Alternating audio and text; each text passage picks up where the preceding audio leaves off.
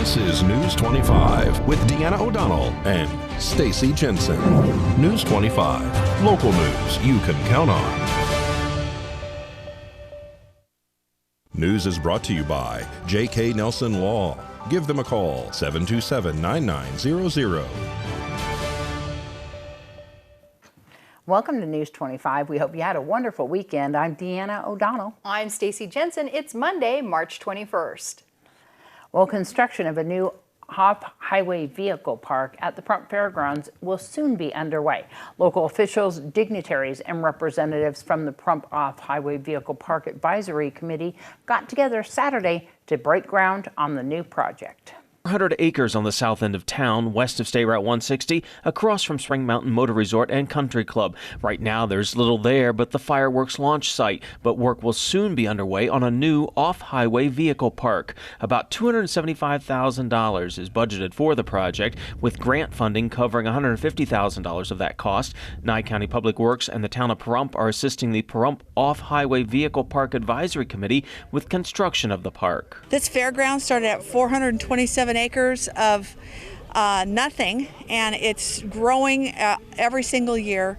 Today, it's the OHV Park, and we will continue to grow this into the very near future. You're going to see maybe even a civic center. But today, it's all about the OHV Park. We're 40 acres with 4 tracks that you're going to be able to come out here and learn how to ride your motorcycle, your side-by-side, teach your kids. There'll be a junior track all the way up to a very challenging track. So we are super excited here in Nye County to offer this to the Pahrump citizens. We really are excited that we finally broke ground. It's been 2 years of doing a lot of discussing about, what we'd like to do, but we kind of don't know what we have because since it's an OHV park, it really relies heavily on the dirt that I'm standing on, what it's made of and what we're going to have to work with when we start moving it around. So it's exciting. When you have an off-road vehicle, you're supposed to buy the off-road sticker, and with that money, they're providing OHV opportunities, and this is one of them. I think that anything that provides opportunities for people and families to come out and have a good time and take advantage of the space that we have here, with a fun activity. Anyone who's ever been on, a side-by-side or a dirt bike or whatever, knows that it's a lot of fun. So yeah, definitely. And it's just nice to see an event like this where, where we see that vision being realized, and it's another nice attraction for the people who live here. The Pahrump Off-Highway Vehicle Park will be the first area built out and used for the larger fairgrounds development. Once finished, the park will be open year-round. And the annual Nye County GOP Lincoln Day Dinner brings together dozens of Republican supporters and candidates. And the event, held last weekend at Coyote Corner in Pahrump, gave everyone a chance to be seen and heard. Well, this is our annual Lincoln Day Dinner. We do this every spring. We had a different idea planned, but leading up to it, we still have COVID restrictions, so we went with a little bit more of a standard style dinner. But I got to tell you, it's really worked out well over here at Coyote Corner. They've been great. Wendy and Sue, it's just been an amazing event. A lot of candidates showed up, a lot of interested people, so it's a good way to kick off the election cycle. We've also seen some folks down from Northern Nevada, Sam Brown running for U.S. Senate down from Reno. Actually, it's interesting, he flew in. He was in Texas. He's got some family and some other business he had there. Just earlier today, he hopped on a plane about 4 o'clock this morning and flew in so that he could do a couple of events here in Pahrump today. Yeah, we've had some U.S. Senate candidates, certainly members for Congressional District 4, governor, lieutenant governor, on down the ticket. Sigal Chattah, who's running for the Attorney General spot, she wasn't able to make it. She's at the Power to Parent. But Michelle Fiore, governor's candidate, she was able to speak on her behalf. And then, of course, all the locals. All 5 of our county commissioners are here at the event tonight, and that's really great to see. You can go to nygop.org or nygop.com. They go to the same spot. You can look at our schedule, read up what's going on. All of our meetings at this point, we have 3 different speakers that will spend 15 minutes to speak and answer questions. A lot longer than an event like this where there's 2 or 3 minutes.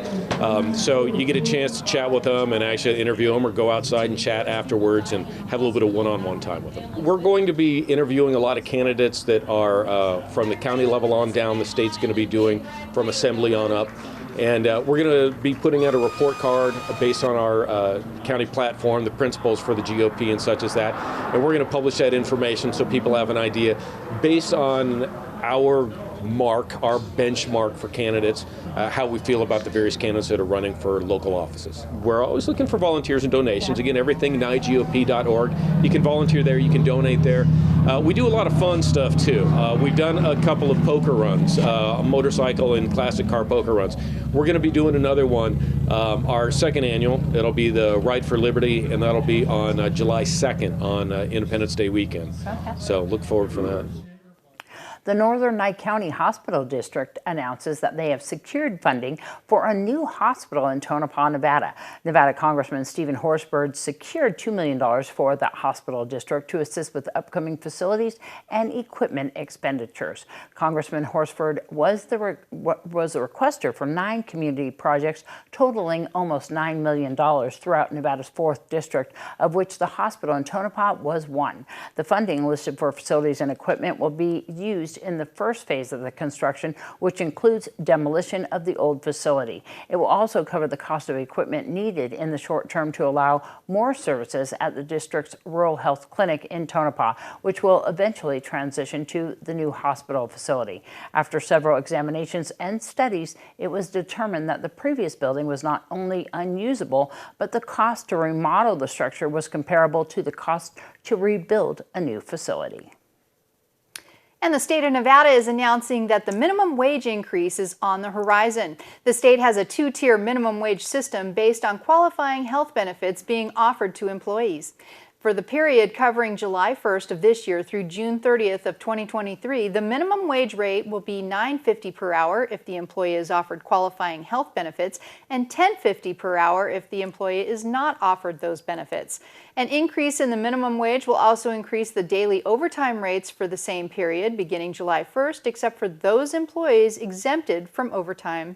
Employees in Nevada that earn more than 1 and 1.5 times the minimum wage for both tiers, $14.25 per hour for those offered health benefits and $15.75 per hour for those not offered benefits, are eligible for overtime at 1 and 1.5 times their regular rate of pay for 40 hours of work in a week.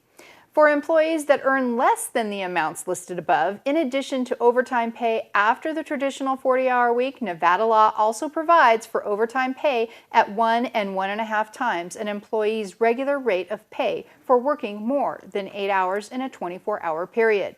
For more information, you can go to labor.nv.gov. We'll be back with more News 25 right after this break. You're watching News 25, the most recognized and farthest-reaching local news in Nye County. News 25, local news you can count on. Welcome back to News 25. Well, a prompt woman who is an active member of our community and well known for all she does is the latest recipient of the Andre Butch Harper Act of Kindness Award. Dr. Tom Waters and myself made the presentation in front of a packed audience at the Seroptimus International Pahrump Valley Mardi Gras Ball. What we wanted to do was go ahead and make sure that we recognize the person who's done so much in our community. And when I mention the name, you will know exactly what I'm talking about when I mention Willie Beer. Yeah!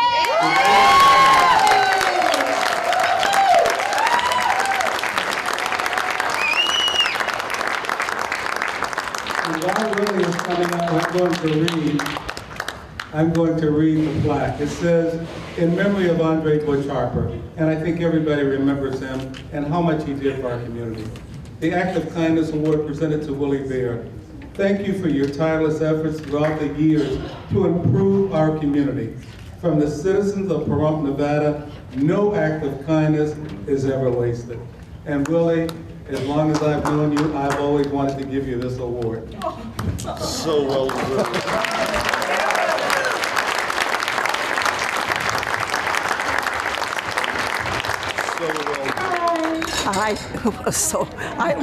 I was truly shocked because our program is, written from beginning to end, and when the interruption was appeared suddenly. I really was shocked, and I'm grateful, and I appreciate it. And I would do anything for this community. Well deserved, Willie, and congratulations. Well, who doesn't love a clean, organized space? It turns out decluttering your home may declutter your mind as well. I knew that. Cleveland Clinic psychologist Don Potter says some people find cleaning is a good way to manage stress. A lot of people, when they are faced with other problems that maybe they can't address at the time, or they're just kind of overwhelmed, they find that cleaning helps them restore a sense of control. Research shows messy, disorganized spaces can negatively impact mental health and well-being. One study suggests people with cluttered homes were more likely to report depressed moods. Dr. Potter says when everything around you is neat and tidy, there are fewer distractions and you can better focus on the task at hand. She adds that tidying up can take your mind off of something that's out of your control and making you anxious. Cleaning produces a tangible result that we can see and feel. We can look at it afterwards and be like, oh, that looks so great. So we get that satisfaction of doing something meaningful. If you're inspired to organize but aren't sure where to begin, Dr. Potter recommends creating a plan of attack and just getting started. She also advises setting reasonable expectations and not pressuring yourself to get everything done at once. Come over and clean. Well, it's time to meet a local shelter pet hoping to find their new forever home. In today's Save a Pet, Darby has a very interesting cat with really big eyes at Desert Haven, and she's going to introduce us right now to Star. Today's Save a Pet segment is made possible by Realty Executives in Action. Put the team at Realty Executives in action for you. Hi, I'm Darby here at Desert Haven Animal Society, and today we are joined with Star. Star is this very, very energetic 5-year-old domestic long hair black kitty cat. She is so cute. She has these big, big, big green eyes that she likes to stare at you with. She has a lot of energy. She's an adorable little kitty who is actually new to Desert Haven. She came in as a stray. If you want to come and see Star or any of her new friends here in the cat room at Desert Haven Animal Society, please give them a call at 775-751-7020, or you can look them up on their Facebook page at Desert Haven Animal Society. Bye, Star! After we recorded that, Darby did her own impression of Star with Star, where she moved her head around and had her eyes really big, and we are laughing so hard. She is such a beautiful little kitty cat. She's Love her adorable, so much. Star. Well, we'll be back with more News 25 right after this. You're watching News 25, brought to you by Mountain West Lawyer, Injury Attorneys, 727-9500. News 25, local news you can count on. And spring is right around the corner, and it's almost, well, spring is here, and it's almost time to dust off those old gardening gloves. In today's Ask Angie segment, Mallory Mystich gives us her top tips for getting our gardens ready this spring. With days getting longer as spring approaches, people are starting to spend more time outside and more time in their gardens. Mallory Mystich, a home care expert at Angie, is here to walk us through how to prepare our gardens for the season ahead. A thriving garden can be really satisfying and can provide flowers, fruits, and vegetables all summer long. But those gardens just don't appear overnight. If you want a vibrant garden this spring, it's time to start planting now. The first key to success is picking the right plants. Research what does well in your area and when to plant them. Different plants thrive in every climate, so it's important you know what will do well in your area. As it warms up outside, it's time to get your lawn and garden ready for planting. Start by clearing away any debris that accumulated during the winter, like sticks, leaves, or anything that fell during a big storm. Then remove any winter mulch from your garden. This allows your lawn to warm up more quickly, which is important when getting it ready for a new life. The harsh conditions of winter can take a toll on your lawn. Once your yard is cleaned up, walk around and take note of any damage you see. Look out for dead grass or keep an eye out for snow mold, which can grow under thick layers of snow and leave patches or rings on your lawn. Now is also a good time to check on your trees and make sure they're in good condition. Look and make sure things aren't brown or overly dead. If you think your lawn or trees might be damaged, It's a great time to call in a pro and have them come take a look. Once the soil warms up, you can start easing into a lawn care routine. Be careful not to jump into everything at once. Your lawn needs time to adjust to the longer days and warmer weather. One great tip is that if your lawn doesn't bounce back when you step on it, it's likely time to water it. Now is also a great time to make sure all of your lawn care tools are clean and ready to use. Pests and weeds can ruin your garden before your flowers and vegetables even start blooming. While it might be too soon to start gardening, you can start pulling weeds as soon as you see them. Be proactive and treat your lawn for pests and weeds early. Be on the lookout for cutworm, which are notorious for popping up early in the spring and ruining your garden. If you suspect a pest issue, hire a pro immediately to find the root of the problem. In colder climates, it's a little longer of a wait to start full-on gardening again. But if you're itching to use your green thumb, you can start now by planting seeds indoors. This will give your plants a head start so you can still see beautiful blooms in the springtime. Just remember to carefully replant them outdoors once the weather warms up. Once you've prepped your lawn and garden, it's finally time for the best part, planting. If it's still cool outside, consider planting hardier plants like sunflowers, spinach, and radishes. These plants don't really mind the cool weather, so they're the perfect place to start. Keep weeding and monitoring for pests. If you don't have one, consider hiring a pro to help install a sprinkler system. A timer can help ensure your plants stay hydrated and you're not wasting water throughout the day. Do you have questions about your home projects? Tweet them using hashtag AskingAngie. That's hashtag AskingAngie, and you may get some tips in an upcoming segment. Well, did you know that KPVM TV and Ace Country Radio takes in interns all the time to teach people about broadcast journalism? They also teach it at our high school and our middle school.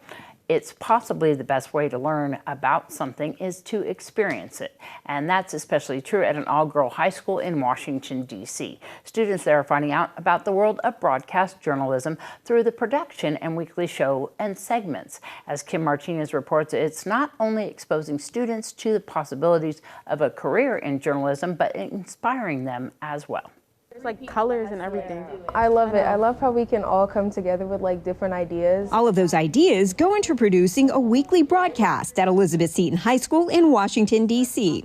The high schoolers write, produce, run cameras and teleprompter, and of course are the on-air talent in their live show called The Roadrunner Report. Hey guys, it's Sydney and Asia, and we're back live with the Roadrunner Report. Elizabeth Seton is an all-girls high school, and while it's been around for years, one of the things that sets it apart is the number of professional programs the school offers its students.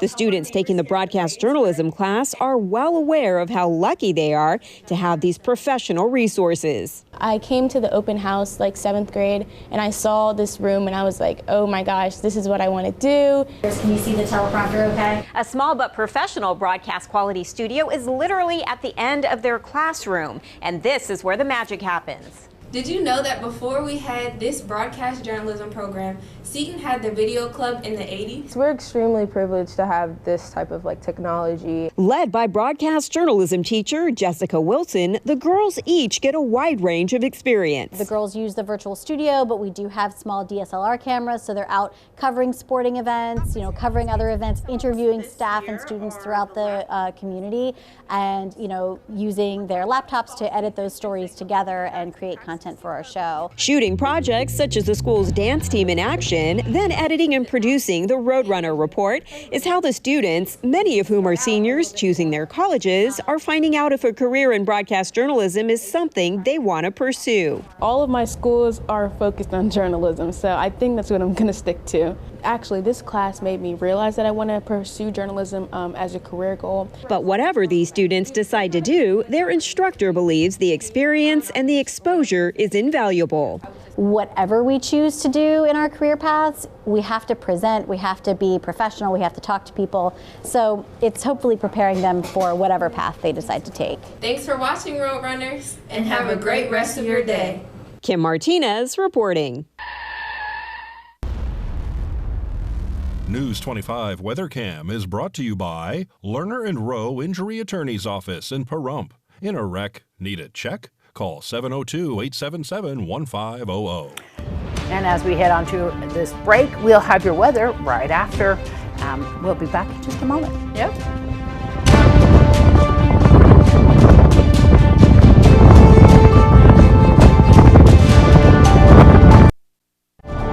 25 weather is brought to you by Dairy Council of Nevada. The splash of cream in your coffee, the dollop of sour cream on your burrito, the melted toasty cheese on your pizza. Undeniably delicious, undeniably dairy. Enjoy what's real. Hi, good evening, Nevada. It's John Kohler from the KPVM Channel 25 Weather Studios. Nice to see you on this side of the weekend. Happy Monday to you, and I hope it was a good one, but boy, this week coming up pretty good. Let me tell you all about it here in just a second, but today, Fernley, Fallon, Carson City, still in the spotlight and temperatures in the mid-60s. Finally out of the rain and snow advisory area, so a good go on Tonopah, 58. Goldfield up to 64. Beatty, now we're getting serious here, 72 degrees, 76 out in Amargosa, our hot spot today. Vegas close behind at 75, and out in Death Valley, it's getting nasty, 88 degrees out there. But here in the paradise of Pahrump, well, let's take a look. 72 degrees is a pretty fair current temperature. 74 a little bit earlier. Winds got my attention all day long at 17 miles per hour. Yeah, there was some blow. There were some big ones. Bringing the average up. The sun rose this morning in all its glory. Hope and promise at 6:46 a.m. and all that hope is extinguished tonight at 6:56. Will be a beautiful sunset, clear skies. Heading down to a low tonight of 50, and those winds continue to buffet us out of the north-northeast to 11 miles per hour. But clear skies setting us up for this gorgeous week. Check this out. Oh my gosh, sunshine next 3-4 days. We start picking up some cloud cover after a Friday, but look at those temperatures rocketing all the way up almost to 90 degrees by Saturday. Oh yeah, baby. And cooling down a little bit as those winds get a little more aggressive Sunday, Monday, but pretty nice 3-4 day stretch to look forward to, and it should be a pretty fair weekend. Temperatures at night get only down to the 60s. It's going to be pool weather pretty soon. Oh, make plans. Back to the desk, here's Deanna. All right, well, I'm not liking the wind, but at least it's going to... The temperatures are looking pretty good, though. I'm kind of excited. I'm not liking those higher temperatures. No, stay like low 80s, more in the 70s. I'm good. There you go. All right, we'll see you back here tomorrow night. I'm Deanna O'Donnell. I'm Stacy Jensen. Good night.